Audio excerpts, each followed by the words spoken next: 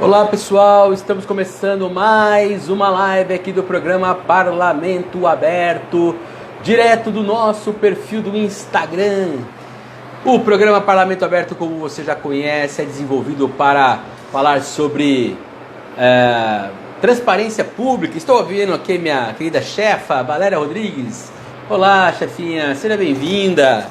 Estamos aqui para um papo muito bacana sobre representação na mídia, da mulher na mídia, com a minha querida amiga e também jornalista Eliana Teixeira, pessoa que eu tive o prazer de inclusive trabalhar durante o início da minha carreira como profissional, e ela também. Trabalhamos junto lá no Jornal A Tribuna Piracicabana, onde ela atua também atualmente. Então é muito bacana poder falar com a Eliana, que tem uma história magnífica aí dentro do jornalismo de Piracicaba. Passou por outras redações, como lá da Gazeta de Piracicaba, e também hoje é editora do canal, o canal da Lili, que ela toca aí, sempre com informações bacanas, uma pessoa muito séria naquilo que realiza. E aqui o Parlamento Aberto, chegando a mais uma live, já são diversas lives. Olha o coraçãozinho da Valéria aqui, que beleza, bacana. A Flávia Dias Aguiar também está por aqui, seja bem-vinda nessa sexta-feira maravilhosa. E sextou, gente, sextou. E tem um feriadão na segunda aí para dar uma esticada no final de semana, melhor ainda. E também queria avisar que Piracicaba vai agora passar para a fase verde. Então, por conta aí de ter se mantido durante 28 dias já na fase amarela, Piracicaba vai agora para a fase verde aí do plano contra o coronavírus, né? Por conta da contaminação do coronavírus. Então, Piracicaba está entrando numa nova fase. Olá, Eliana Teixeira, minha querida amiga, como está? Oi, Eric, eu estou bem, e você? Tudo bem, que prazer falar contigo, viu? Igualmente, na correria, saí correndo, larguei a edição lá, falta finalizar umas coisas. Falei, vamos lá, vamos correr, né? Nossa, e esse horário aqui das 5 horas para finalizar a edição de jornal é terrível, né? É pauleira, Eric, é pauleira, mas a gente já está acostumado, né?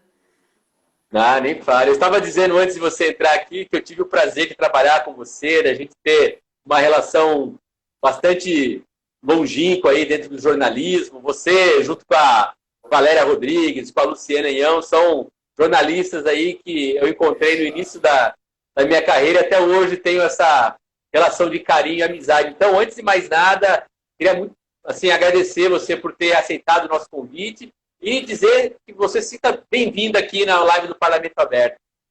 Muito obrigada, sabe que hoje eu me lembrei também, né, do nosso início, né, você é mais jovem ainda do que eu, né, mas da nossa juventude no jornalismo lá atrás, né. Muito legal. A Valéria colocando aqui, ó, chamou de velha em rede mundial. Ah, Valéria.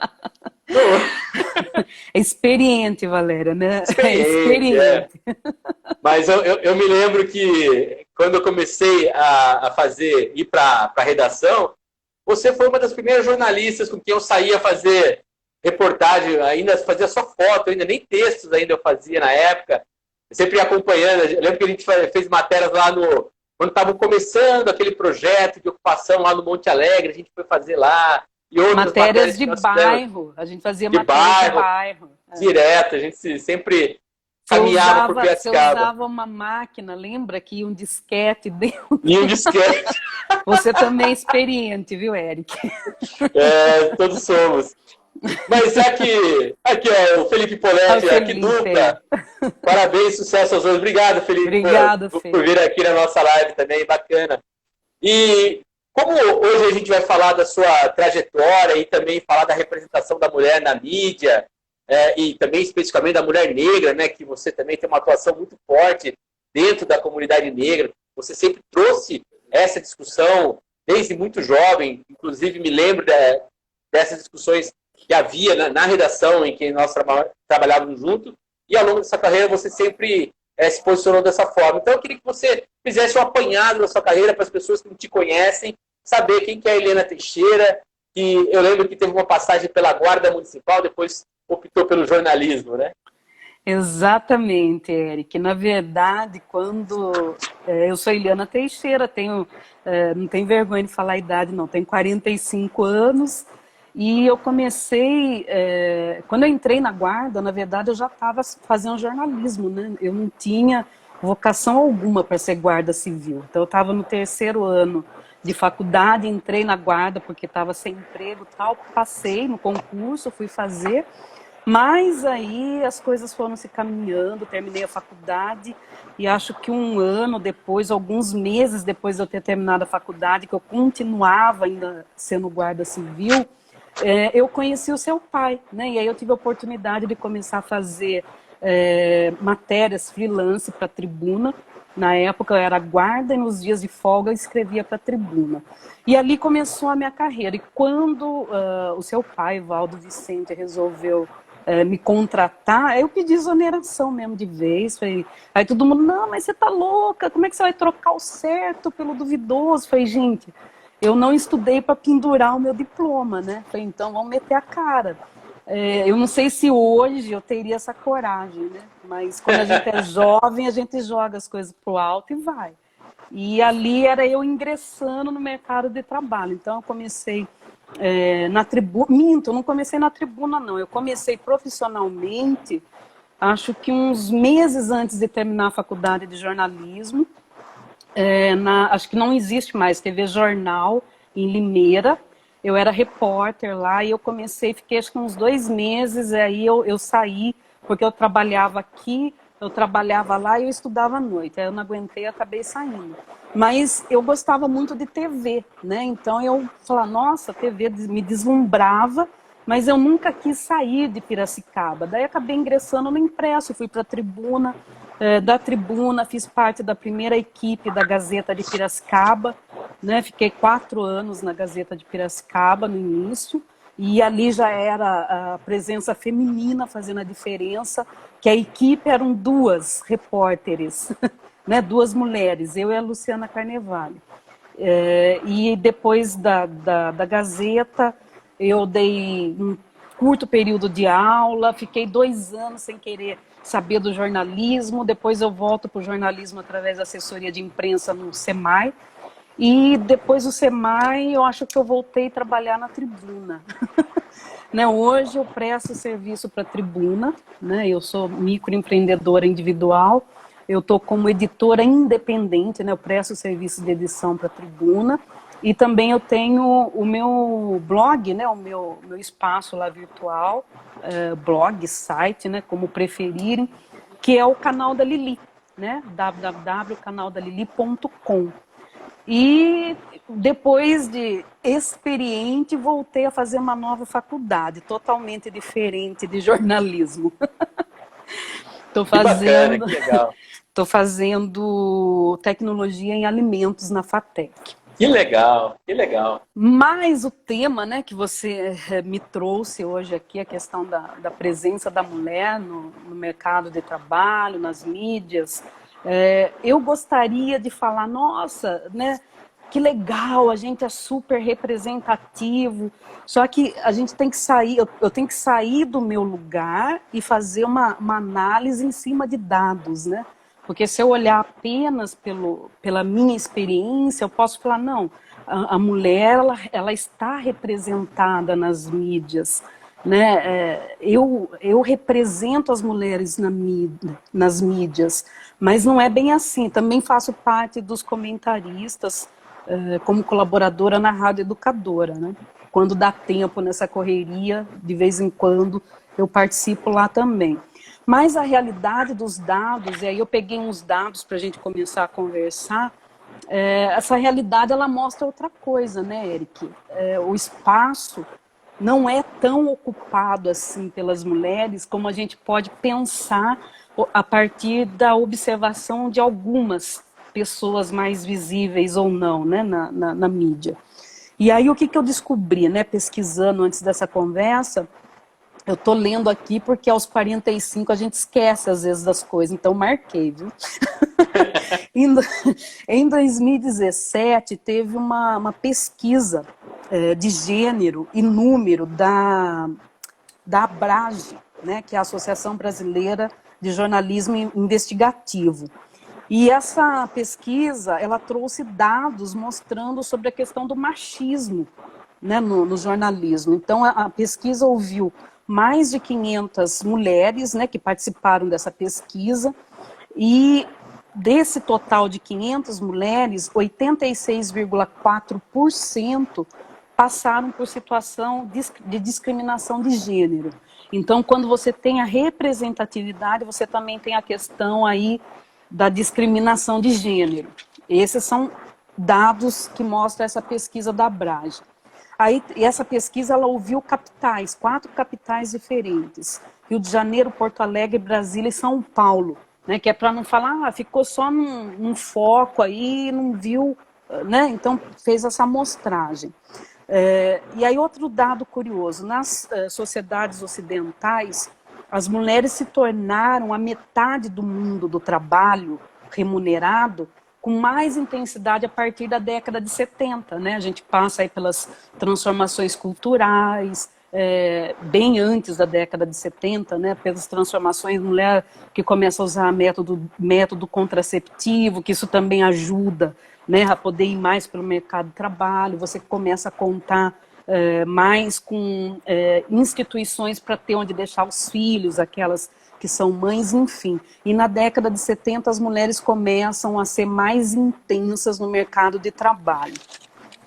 E aí, Érico, o que me chamou a atenção, segundo o PNAD Contínua, que é a Pesquisa Nacional de Amostragem de Domicílios, a gente tem no Brasil muito mais mulheres do que homens. 51,8% da população brasileira são mulheres, 48,2% são homens. Só que aí a gente vem para a questão aí do jornalismo, né? Em 2019, né, vou pontuar mais a presença feminina no jornalismo. Em 2019, a gente tinha nesse universo de mídias 15.694 profissionais femininas, que representam 36,98%. Enquanto os homens, 2019, ano passado,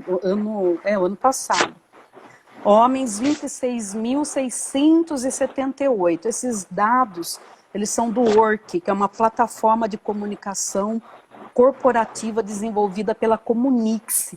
Então dá para a gente ter uma ideia. Vou introduzir esses dados, depois a gente vai conversando, eu falo de outros. A gente já começa a observar o seguinte, que não é, porque se você fizer um olhar superficial, você pode falar, mas na TV... né, nos telejornais, não tem mais mulheres do que homens, se você olhar superficialmente, né? Não aparecem mais apresentadoras, mais repórteres, né, do que homens. Aí se você fala, mas eu tenho uma amiga que é jornalista, onde eu trabalho tem mais mulheres do que homens, mas quando você vai para o geral, e essa pesquisa da Comunix, né, ela mostra bem isso. Aí você tem a questão que, infelizmente, as mulheres não são a maioria. E essa pesquisa de 2019 mostra o seguinte, por exemplo, empresários de comunicação. A gente tem um total, isso de Brasil, empresários de comunicação, 860 empresários, né, no total. Desses 860, 645 são homens. Mulheres, 215, apenas 25%. E aí você vai para executivos de comunicação. Aí o total é 6.954 pessoas e homens, 4.716. Mulheres, 2.238. Então a gente começa a ver que a realidade não é bem essa. Isso a gente está falando de empresário e de executivos. Mas aí vamos voltar, vamos diluir isso, revistas, né? Que infelizmente a imprensa passa aí por crises, que não dá nem para a gente saber quantas devem ter esses dados, né? Quantas fecharam ou não. Mas em 2019, em revista, você tinha um total de 3.366 profissionais de jornalismo, sendo 1.735 homens e 1.631 mulheres. Aí as mulheres começam a ocupar um pouco mais espaço do que como executivas ou como empresárias. As mulheres representam, no caso de revistas, 48,46%.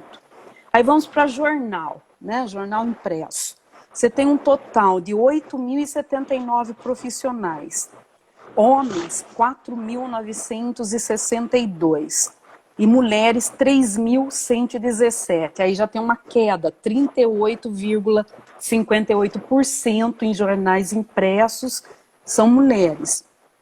Televisão, né, que é a vitrine, né, que muitas pessoas, quando você fala de jornalismo, o leigo acaba só se lembrando da televisão. Na televisão você tem um total de 8.047... Eliana, só um comentário, aquele velho comentário, quando você fala que vai fazer jornalismo, a primeira pergunta é: quando você vai aparecer no Jornal Nacional, né? Exatamente. Estão esperando até hoje aparecer, ainda não foi dessa vez, viu, Eric? Então, não, mas é essa a realidade mesmo. Então, na TV, que é a grande vitrine, e aí você tem que falar, não, eu não sou jornalista de TV, né? Ah, tá, né? Às vezes até perde um pouco o interesse para algumas pessoas, mas tudo bem. Na televisão, você tem um total de 8.047 profissionais.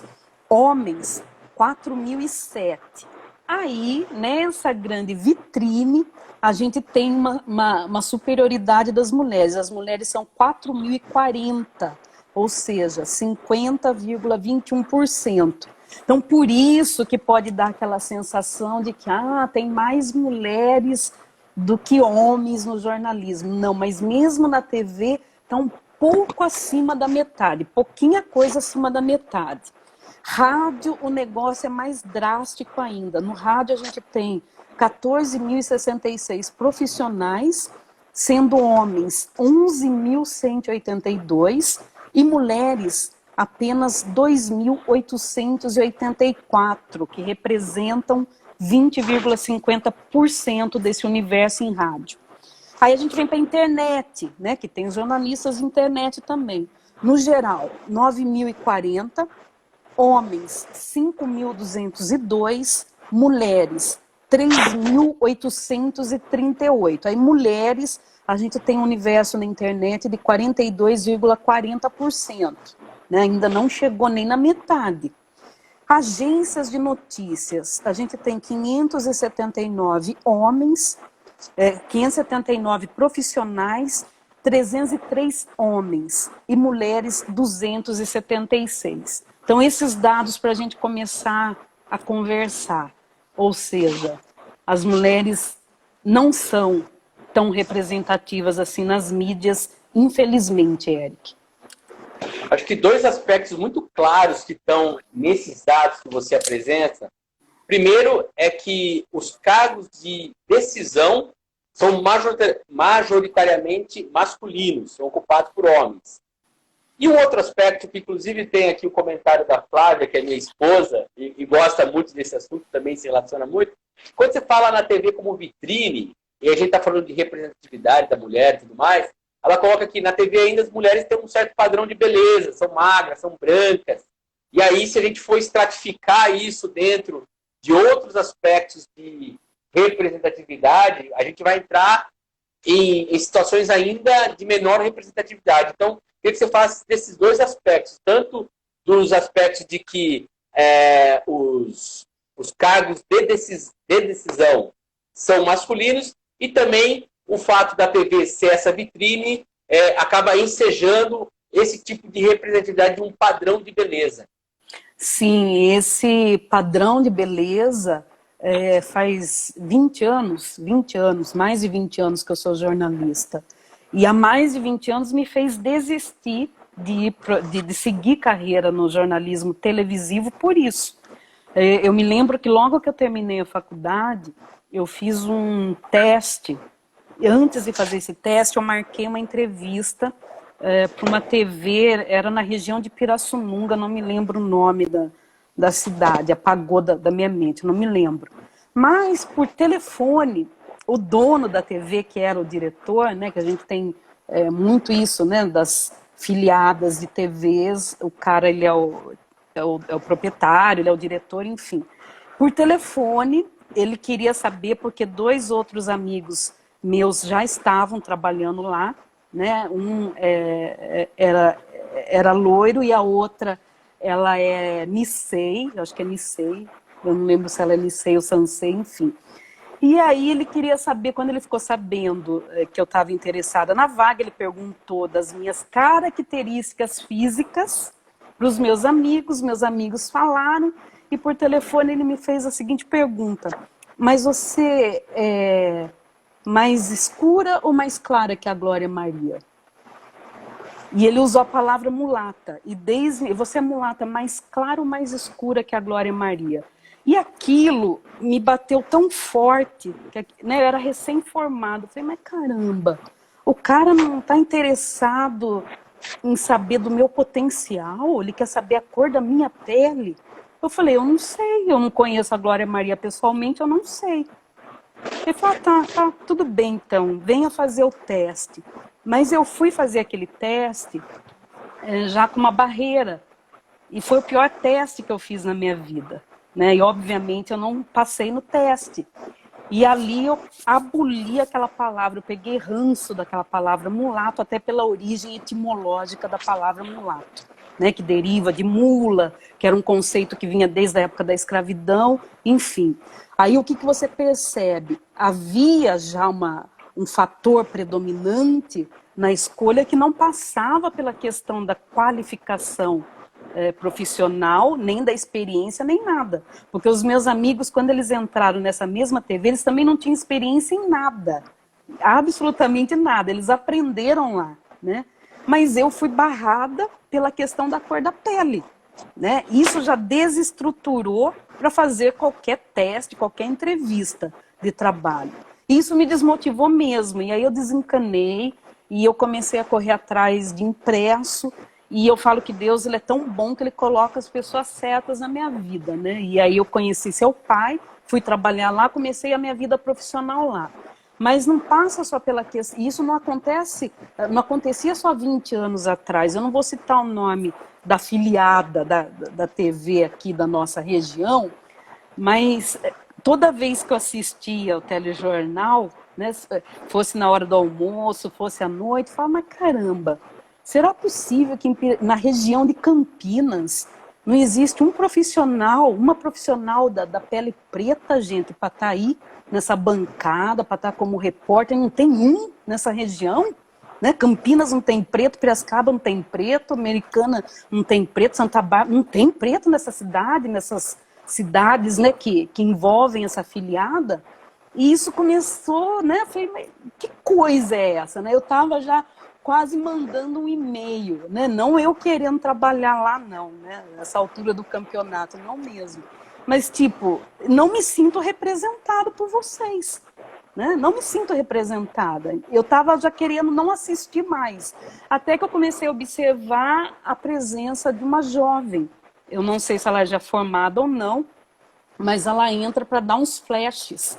E aí eu continuo a minha pergunta. Só tem essa jovem preta ou negra ou afrodescendente ou afro-brasileira, seja qual for a palavra que se use, só tem essa jovem, né? Não tem mais ninguém para fazer para participar, né, dessa afiliada da Toda Poderosa aqui na nossa região. Então isso é algo que me irrita, sim, que eu falo, né, a Raquel vai dar um apoio aqui, que caiu uma estrutura aqui.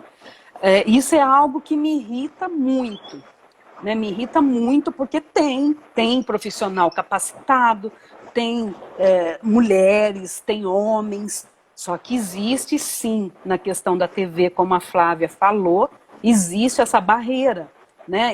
E aí você só vê na TV, a maioria que você vê na TV apresentando, a mulher tem que ter a pele branca, tem que ser magra, né? Tem que ser quase uma modelo.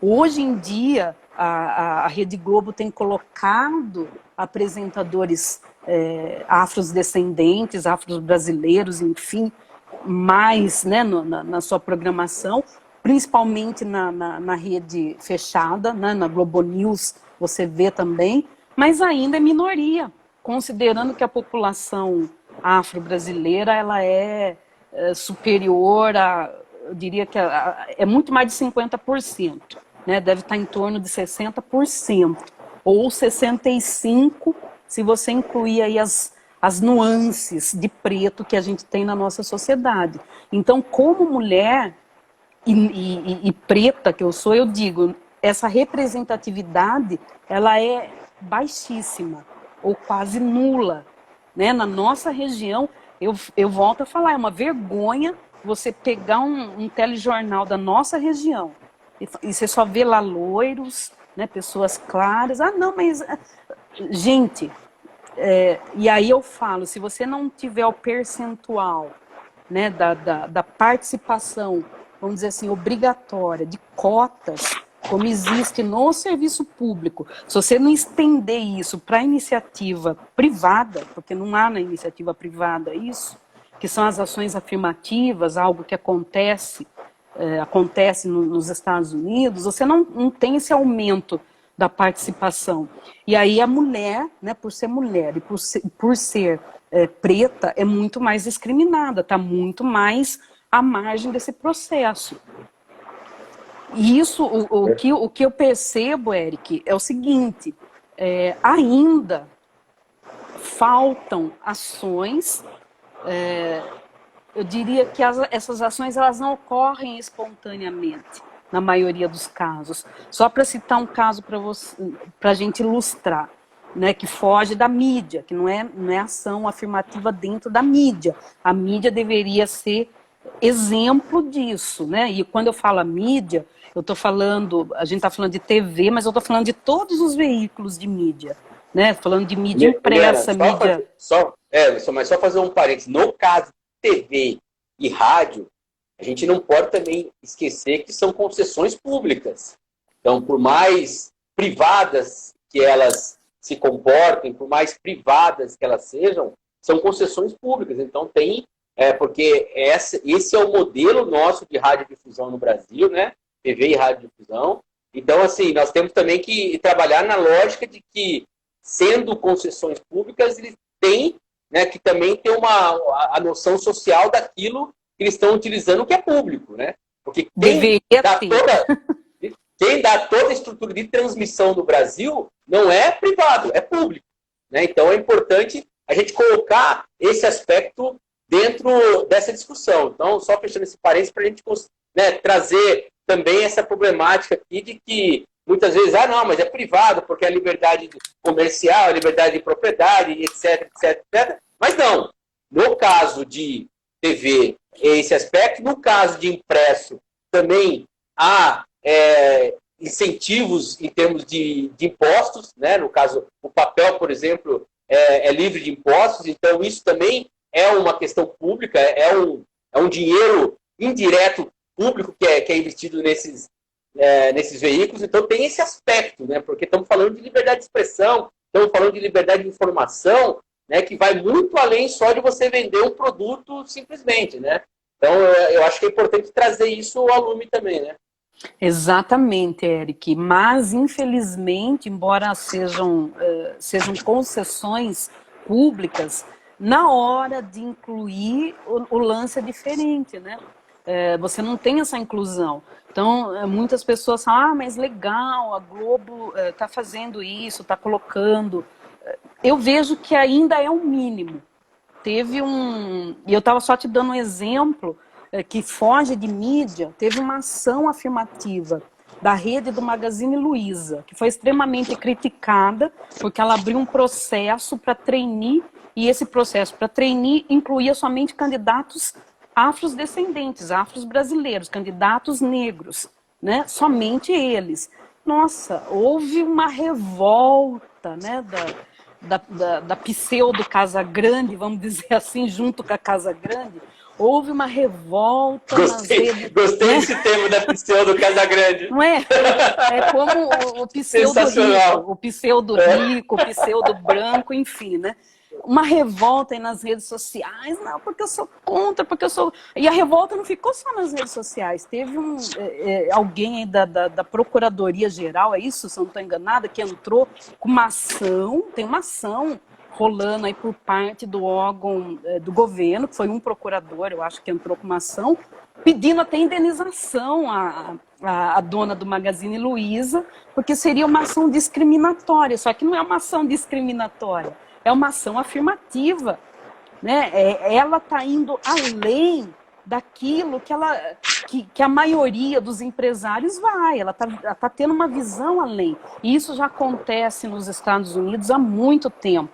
Se a gente for entender que lá nos Estados Unidos os pretos, eles são minoria, gente, minoria. Aí olha o cenário, tem pretos em situações de dificuldade econômica? Tem. Mas você olha o cenário, você tem visivelmente pessoas que conseguiram galgar a sociedade lá. E conseguiram por quê? Porque tiveram ações afirmativas. Essas ações afirmativas foram conquistadas a duras penas. Aí você tem desde o movimento de Martin Luther King, de Malcolm X, enfim, né, cada um para sua linha. E eu fico com a linha do Martin Luther King, né, do pastor Martin Luther King, que é sentar, reunir, chamar para o centro, chama todo mundo para o centro. Aí esse centro, quem entra? Entra os pretos, entra os não pretos, e entre os antirracistas, né, os não pretos antirracistas. Não dá para eu exigir ações afirmativas e chamar para a roda somente os afrodescendentes. Eu tenho que chamar também os antirracistas. Quem são os antirracistas? Aqueles os não pretos, que entendem que tem que estender essas ações. E aí você teve toda essa revolta da Chibata aqui no Brasil por causa da ação do Magazine Luiza, né, da Luiza, né, da dona Luiza. Mas é necessário se estender essas ações, elas têm que se estenderem principalmente nos veículos de mídias. Se a gente consegue, né, colocar isso, fazer da mídia vitrine, né, de representatividade, eu acredito que a sociedade vai ganhar, em médio prazo, muito mais em outros segmentos, né, que entram aí diversos segmentos, comercial, industrial, enfim, né, vários setores. Mas a mídia, ela deveria, porque ainda não faz isso, ela deveria assumir esse papel, como você pontuou muito bem, a partir do momento que recebem concessões públicas e abrir espaço. Vamos começar pelas regiões. Chega de região, né, onde a grande emissora é apresentada, é transmitida. Chega de ter bancada só de gente branca. Vamos pôr cor nisso. Né? Vamos colorir o negócio. E eu me lembrei de algo muito interessante. Eu vi uma publicação de uma igreja, que era uma publicação para criança, chamando criança para culto, enfim, né? E aí nessa publicação, porque a gente vai com olhar de jornalista, né? Aí eu vi que no desenhinho tinham lá as criancinhas, tal, né? No culto, tal. Aí eu fui contar, né, os desenhinhos, falei, deixa eu ver quantas criancinhas brancas tem, né? Aí tinha, acho que no total, umas 8 crianças, tô chutando, mais ou menos assim, desenhos. E dessas 8 crianças, 2 crianças desenhadas, que eram 2 crianças pretas. Eu falei, gente, peraí, que Nárnia que a gente vive? A realidade não é essa. Você entra lá na igreja, você vai ver que o negócio é mesclado. Então você não tem... de 10 crianças, 8 brancas e 2 pretas. Você tem mais criança preta nesse meio. Eu falei, mas até você entende que tem que ter uma virada de chave? E essa virada de chave, ela acontece quando você tem pessoas que representem a causa. Você não vai ter uma virada de chave contra a homofobia se você não tiver uma pessoa, um representante ou mais inserido ali no meio onde você quer diluir, né, a questão da homofobia. Se você não tiver uma pessoa que seja homossexual trabalhando, desenvolvendo alguma coisa, enfim. Como é que você proporciona um ambiente mais rico? Tem que ter diversidade. Aonde não há diversidade, há preconceito. Perfeito. O Saulo Macedo, ele é nosso designer aqui na Câmara, Departamento de Comunicação. Ele está colocando aqui que essa ação que você está citando do Magazine Luiza foi uma ação de um defensor público federal que inclusive foi repudiada institucionalmente pela própria Defensoria Pública Federal e pelos conselhos de defensores públicos. Mas os defensores públicos, eles têm autonomia para entrar com ações, mesmo contra a vontade da instituição da qual fazem parte. Mas, de qualquer forma, alguém que está numa defensoria pública ter essa visão tão estreita realmente é assustador, tendo em consideração tudo isso que nós estamos conversando aqui, que você muito bem explicou, Eliana, em relação à população afro-brasileira, né, dentro de toda a constituição histórica do Brasil, de costumes, cultura, e como isso é subrepresentado, a começar pela mídia, e que afeta diversos outros setores aí. Um outro aspecto que a gente tinha tirado dos dados que você trouxe foi em relação aos postos de decisão, né, os cargos de decisão majoritariamente ocupados por homens. E aí, no caso, você, quando se apresentou aqui, colocou que hoje você é uma editora independente, né, é uma microempreendedora individual, inclusive tem o seu canal, o canal da Lili. Eu gostaria que depois você falasse um pouquinho mais, mas como você vê o espaço para o que a gente chama de empreendedorismo, né? Eu falo o que a gente chama, porque às vezes parece que o cara que tem R$ 1 bilhão é empreendedor, e aquele outro que está tendo que vender coco na praia para sobreviver se coloca como empreendedor também. Eu acho que esse conceito é meio utilizado de uma forma ideológica meio complicada, mas como que você vê o espaço para o empreendedorismo dentro da área de comunicação? Você que hoje tem esse canal, o canal da Lili, inclusive acompanho aqui no Instagram, acho muito bacana todo o conteúdo que você traz. Queria que você falasse um pouco sobre isso. Olha, Eric, sem romantizar a coisa, é muito difícil, né? Eu falo que eu não me tornei microempreendedora individual porque eu quis. A crise levou a isso, né? A crise aí de 2016 levou a isso. Não foi algo que eu quis.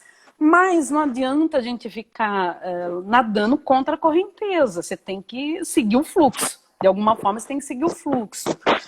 E é muito difícil. Eu acredito que deveria haver, tanto por parte de instituições, de repensar de um modo acadêmico isso, né? Eu não sei como é que isso hoje em dia é abordado dentro das faculdades, mas na minha época eu lembro que a gente tinha uma matéria que era alguma coisa sobre jornalismo empresarial.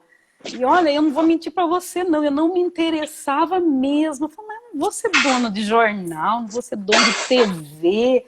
E aí passam-se décadas e você quebra a cara, que você tem que começar a se virar nos 30. É muito difícil, porque tem muitos profissionais na mesma situação. A crise, ela acabou empurrando muita gente para esse mercado do microempreendedor. Então, muitos como eu não estão empreendendo porque, vou empreender, legal. Não, a necessidade levou a isso. E aí, o que você faz? Né, o que eu fiz? Eu, no meio da crise, da loucura, quando eu saí, né, quando eu fui demitida da Tribuna em 2017, eu falei, o que eu vou fazer agora? Eu comecei um pouquinho antes, né, de encerrar o contrato, eu comecei a pesquisar como que fazia blog, como que fazia site, perguntei para o Felipe, falei, Felipe, como é que eu faço tal? E fui aprendendo na raça, não tinha como alguém parar, ensinar, também não investir financeiramente nisso. E eu busquei uma capacitação, fui fazer pós-graduação em gestão de pessoas, né, para começar a entender outras coisas, outros mecanismos também relacionados ao mercado de trabalho. Mas o empreendedorismo é extremamente difícil, porque são muitas pessoas na mesma situação, e aí o governo, na hora que ele destrói, né, que ele destruiu as leis trabalhistas, ele acabou empurrando as pessoas para esse mercado. Muitas não são nem microempreendedoras, muitas estão ainda na informalidade, né? De outras áreas, enfim, tem muito profissional informal. E não tá informal porque o cara quer ser informal, porque o cara precisa trabalhar. Toda vez que eu pego o Uber, eu gosto muito de conversar com as pessoas. E você vê assim, pessoas de áreas totalmente distintas, e hoje o cara está empreendendo, ele está sendo microempreendedor como Uber. Não, é a necessidade dele. Mas, voltando para o jornalismo, aí o que eu vejo na questão o que me levou a empreender? Eu falei, bom, eu vou ter que entrar nesse mercado de internet, né? Eu vou entrar no mercado de internet, então eu tive que aprender a fazer site, a montar o blog, dominei toda a ferramenta lá de como fazer, como divulgar tal, mas sempre falta alguma coisa, né? Eu falei, ou eu faço a parte editorial, ou eu faço a parte comercial. Eu não dou conta de fazer a parte comercial, né? Então eu falo que eu tô capenga, eu preciso encontrar um equilíbrio, porque financeiramente, até abro aí, né? Preciso de patrocínios. Quem quiser entrar como patrocinador aí no canal da Lili, fique à vontade, porque a parte editorial está em cima, mas a parte comercial ela não alcançou. Ela não alcançou. E aí você vem para outras questões do empreendedorismo de mídia, que surge o produtor de conteúdo. Entrei também para esse lance de produzir conteúdo para Instagram, para Facebook. Você tem que aumentar a sua renda, né? Então, eu entrei para essa questão também. Mas existe sempre você entendeu? Existe uma diferença, porque você competir num mercado onde existem tantos empreendedores não é fácil. Tem gente muito boa, tem profissionais muito bons também, né? Eu falo que tem muito mais, acho que, veículos para as pessoas procurarem hoje em dia para investir do que tinha, sei lá, 5 anos atrás, 4 anos atrás. Aumentou muito.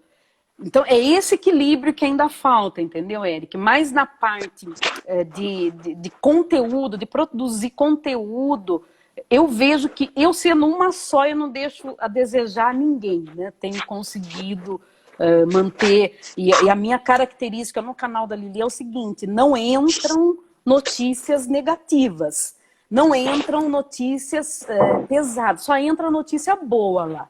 Uma coisa que eu levei assim da tribuna, que na tribuna não entram notícias policiais, né? Então você não vai ver no canal da Lili jamais notícia policial. E você não vai ver no canal da Lili notícias de política. Tem outros veículos para isso. Então lá você vai encontrar matérias de esporte, matérias de cultura, matérias de lazer, de gastronomia, de histórias de superação de vida. Entendeu? É esse. Eu falei, não, se eu vou fazer uma coisa para mim, então eu quero fazer com a minha cara. Eu sempre detestei fazer pauta negativa, eu gosto de dar notícia boa. Então isso, para o empreendedorismo da Eliana, né, da Lili aqui, falei, não, vai ser a minha cara, com notícias boas. Que legal, gostei da sua personalidade e realmente é o que você leva no canal da Lili, é bem isso daí mesmo. O Isaías Neto está colocando aqui, todo mundo virou mídia e as pessoas são mídia, né? Realmente, o que ele fala é importante dentro dessa frase tão simples. Guarda essa questão assim que os produtores de conteúdo hoje, que nem sempre são jornalistas, né? O jornalista em si, ele tem que disputar um campo de mercado que entra aí também, né? Por favor, não estou tratando com demérito, mas são os influenciadores, aí os youtubers, pessoas que produzem conteúdo de forma geral, e você como jornalista, a gente acaba tendo que fazer essa disputa.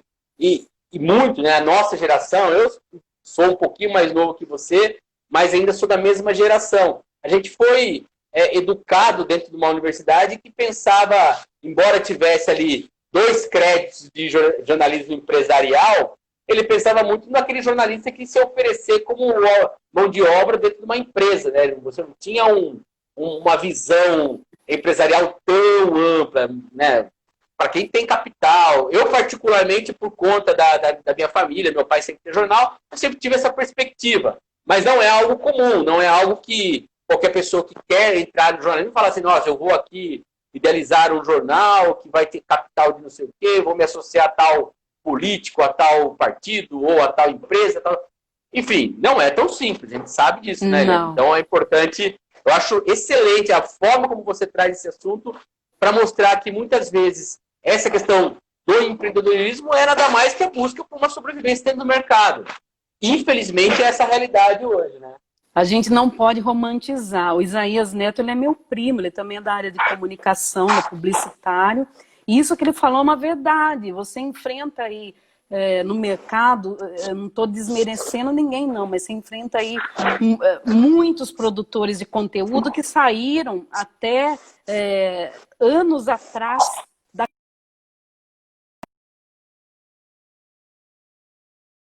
a minha vida toda eu mais trabalhei impresso do que em outros veículos, né? Embora eu goste muito de rádio e tal, mas eu sou cria de impresso. E aí quando eu entro para a questão de internet, já tinham pessoas produzindo conteúdo sem ser jornalista, sabe? Já estavam rodadas nisso. E eu tenho que, né, no meu caminhar, eu tenho que produzir da minha forma.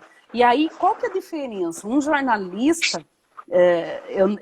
com as devidas exceções para quem é produtor de conteúdo, mas um jornalista ele vai checar as coisas, um jornalista não vai soltando qualquer coisa de qualquer forma. Teve uma vez uma pessoa que entrou no meu Facebook e falou, você é produtora de conteúdo, né? Eu falei, não, eu sou jornalista e produtor de conteúdo.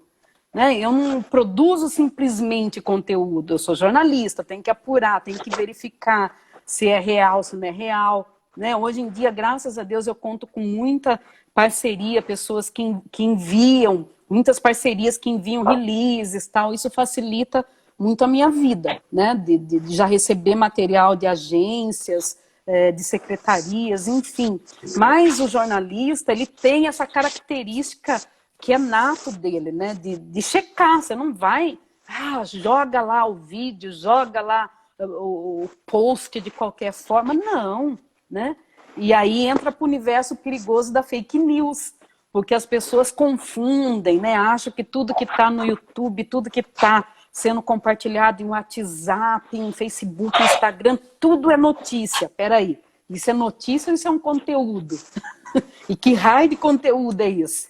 Né? Então eu tenho que começar a identificar o que é notícia, o que não é.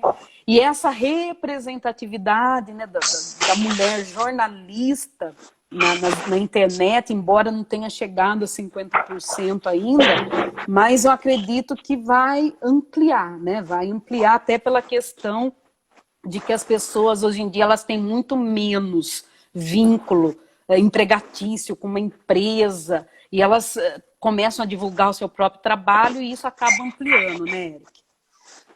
Perfeito. Não, com certeza isso daí vai...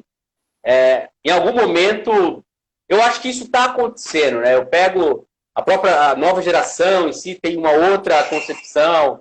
Inclusive, eu sempre digo isso, que a minha geração, inclusive a minha geração de homens, foi formada numa sociedade muito diferente, que essas questões não eram tratadas dessa maneira tão ampla como é tratado hoje. Isso é muito positivo, eu acho que é um processo constante de desconstrução, entendimento. Às vezes erra aqui, às vezes acerta ali, mas essa onda vai chegar. Eu queria fazer um desafio para você agora, que fiquei com isso na cabeça, Eliana.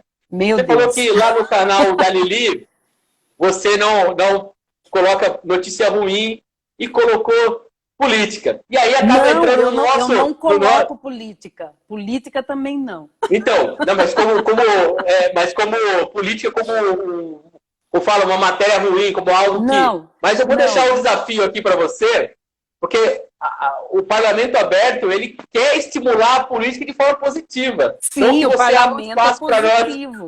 Não, mas eu não coloquei política como coisa ruim. Eu falei, eu não coloco notícia ruim e não coloco política. Porque tem outros que fazem isso, entendeu? Então eu não coloco notícia ruim e não coloco política.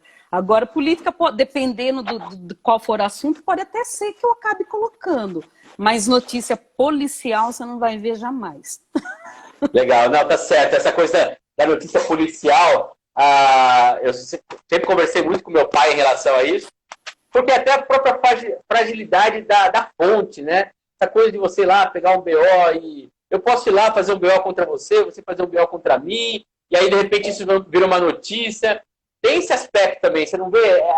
Que é uma preocupação que nós, jornalistas, temos da natureza do nosso trabalho, né? Sim, e eu, Eliana, não tenho estrutura para fazer matéria policial. Eu fiz raríssimas vezes, porque eu fui obrigada, porque estava na pauta, não tinha outro jornalista. Vai, eu fui, eu fiz. Né? Fiz a matéria excelente, toda descritiva, excelente dentro do padrão, né, policial. Mas eu fiquei uma semana mal. Eu fiquei uma semana mal. Eu falei, gente, eu não tenho estrutura para isso. E eu gosto mesmo de dar coisa legal, assim. Teve uma vez que eu coloquei uma matéria de história de superação que envolveram guardas. Esses guardas, eles sofreram atentados aí numa ocorrência, acho que faz 2 anos ou 3 anos, né? Eles estavam sendo perseguindo aí o pessoal que roubou carro forte, lembra disso? E um desses guardas foi meu instrutor na guarda, foi o Pavanelli. E aquilo mexeu muito comigo, mas era a história de superação deles. Eles sobreviveram, graças a Deus, o Pavanelli e o Fernando sobreviveram. Aí é um outro olhar, entendeu? Eu não fiz a matéria relatando a questão policial, eu fiz a história da superação. Era final de ano, ainda eles contando o relato de superação. Então vai o olhar do jornalista. Qual que é o outro olhar que eu posso? Então eu vou pensar esse desafio seu, um outro olhar, e aí quem sabe colocar matérias de política com outro olhar. O parlamento aberto é uma boa ideia. Aí, ó, também fica como dica aqui. É aquela coisa, vamos também vender o nosso peixe, né? Exatamente, exatamente. Mas agora... Na hora que você falou da sua trajetória, né, eu me lembrei que quando você foi para a Gazeta de Piracicaba, você participou de um processo que eu acho que é muito interessante e que, às vezes, nós, jornalistas aqui, a gente não conversa sobre essas questões de linguagens, né, e eu acho isso legal.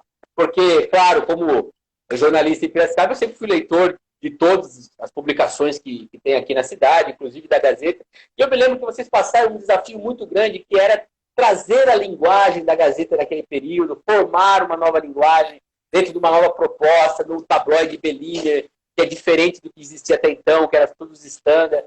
Queria que você falasse um pouquinho de como isso influenciou na sua formação por ter passado por um processo que parece que não, mas também foi um pouco de desconstrução daquilo que você fazia até então e teve que aprender a fazer naquele momento, né? E agora você está passando novamente um processo muito parecido, né? Exatamente, Eric, porque na tribuna a gente sempre teve e tem muita liberdade para trabalhar, né? E isso desde a primeira vez que eu trabalhei, que eu entrei a primeira vez em 2000, 2001, mais ou menos, e eu aprendi muito nessa liberdade com o seu pai e com a Magali Paixão. Então a Magali, eu falo que sou apaixonada pela Magali, né? Ela me ensinou o olhar da revisão, então eu já fui com aquele olhar de como ela também entra nesse, junto com você, com a Val, com a Lu, com a turma experiente. A turma experiente. E eu aprendi muito com a Magali ter esse olhar de escrever a coisa, né? Eu já sabia, eu tinha uma estrutura boa de texto, mas ela apontava assim com uma liberdade tremenda, olha, Ana, né? Faz assim, assim, assim. Então eu chego na Gazeta com esse texto já, vamos dizer assim, estruturado para um jornal, mas ali tive que construir a linguagem que foi pedida. E eu aprendi muito na Gazeta com a Ângela Furlan, né, que era a editora de pauta, enfim, o Joacir Cury, o editor mais da parte, né, de diagramação, mas a Ângela era quem passava as pautas para a gente, era eu e a Luciana. Então, era eu e a Luciana Carnevale, quem deu a cara inicial ali, seguindo as recomendações do que os editores traçaram. E a Ângela, ela pedia muitos detalhes, né? Eu me lembro uma vez, uma matéria que eu fiz, era sobre aqueles senhorzinhos que andavam, né, na praça com os carrinhos, empurrando criança. E eu não lembro o que faltou na matéria, acho que era o número de voltas que ele dava na praça. Né? E ela falou assim, por que você não colocou aqui o número de voltas que ele... Né? Tá, ele anda lá, mas ele anda quanto? Quanto tempo ele anda? Tal? Eu falei, mas como assim? Eu falei, mas eu perguntei isso para ela. Falei, mas então vá lá e pergunte. E a Gazeta era aqui no centro antes, né? E era perto, daí eu falei, caramba, né? Aí no início, né, jovem, né, ficava meio brava, mas ia, obedeci a editora, fui, e isso me trouxe aprendizado, a riqueza, a Gazeta ela veio com essa riqueza de detalhes, né? Então era uma matéria, as matérias, você lia as matérias e meio que você viajava ali nos detalhes, né? Então isso é algo que eu tenho ainda em mim. Né? Eu venho com essa característica, aí você vai somando na bagagem. Só que quando chega a questão da internet, eu falo, epa, os meus textões precisam diminuir. Aí agora, como você falou, é uma outra reconstrução, ser mais objetiva, né? Mas sem perder a riqueza de detalhes. É sempre uma reconstrução, é sempre um processo de reconstrução. Eu acho que esse é o grande lance do jornalismo, né? Eu falo que, embora seja uma profissão bastante difícil, né? Mas é muito prazerosa, porque dá para você reconstruir em diferentes fases da sua vida. Mas a Gazeta me trouxe essa bagagem da riqueza dos detalhes, Eric. Legal, e aí agora nós temos que... Eu também tive essa mesma dificuldade que você relata, eu sinto, porque eu acho que até é um pouco geracional isso, né, Eliana? Eu sempre gostei de um bom texto jornalístico, assim. Eu sou apaixonado por jornalismo literário, e eu me lembro dessa característica que a Gazeta trouxe para Piracicaba. Foi uma inovação na época em termos de diagramação, foi uma inovação em termos de a própria forma de ver as pautas, de fazer as pautas, né? É muito bacana isso. E hoje a gente vive com essa coisa dos toques rápidos, né? O que você, enquanto jornalista, você acredita que... o que a gente perdeu? A gente sabe que a gente ganhou, mas o que a gente perdeu com isso? Olha, eu acho que a gente, o profissional, não perdeu, mas eu vejo que as gerações... Não, as pessoas mais novas da geração atual, elas perdem, né, aquelas que preferem não ler, né, que olha, que só quer ler post, ou melhor, ver post. Post é tudo rapidão lá, né, o que está escrito ali no post, ou o que o cara do YouTube falou, mas elas não leem. Então não é o profissional que está perdendo, né? Quem está perdendo são as pessoas que tem essa leitura superficial das redes sociais, o que acaba sendo um perigo. Por que perigo? Quem assistiu o documentário Privacidade Hackeada, não sei se você assistiu, entende perfeitamente do que eu estou falando, né? Você tem essa questão das redes sociais, da manipulação, inclusive para a questão eleitoral. E aí, se você não lê, né, os mais novos que não leem, correm risco maior, né, de elegerem pessoas que infelizmente são fakes, né? Que a gente não tem só fake news, a gente tem as pessoas fakes também, né? Fakes no sentido de que elas não são aquilo que elas apresentam nos posts, infelizmente. Então quem perde é quem não gosta de ler, né, Eric? Perfeito. Eliana, infelizmente nós estamos chegando aqui ao final da nossa live, estamos com quase 59 minutos já. Eu preciso terminar antes, senão aqui o Instagram corta a gente falando. Queria agradecer imensamente por todas as informações que você trouxe, todo o seu detalhamento, a sua sinceridade. É um prazer enorme falar com você, viu? Ter essa Igualmente. relação de tanto tempo que nós temos aí. Muito obrigado, viu? Eu que agradeço. Valeu. Pessoal, lembrando que essa live aqui... Olha o Isaías aqui falando sensacional. Obrigado, Isaías, por acompanhar a gente. Beijo. Lembrando que essa live vai virar uma matéria amanhã no site da Câmara, câmarapiracicaba.sp.gov.br, e você pode também acompanhar esse vídeo no nosso canal no YouTube, no Comunicação, Câmara de Vereadores de Piracicaba. E eu peço para você também acompanhar aqui o nosso perfil no Instagram. Acompanhe o canal da Lili também no Instagram, porque ela tem aqui o perfil dela. E é isso aí. Lá no site da Câmara, você pode também se inscrever na nossa lista de transmissão no WhatsApp. Então, você manda lá seu telefone e a gente... lembrando que na matéria vai na terça. Estou com amanhã, mas amanhã é sábado. É terça-feira, gente. Deu feriado. Liana, um beijão. Tchau, tchau. Bom feriado. Você também. Valeu. Tchau, tchau.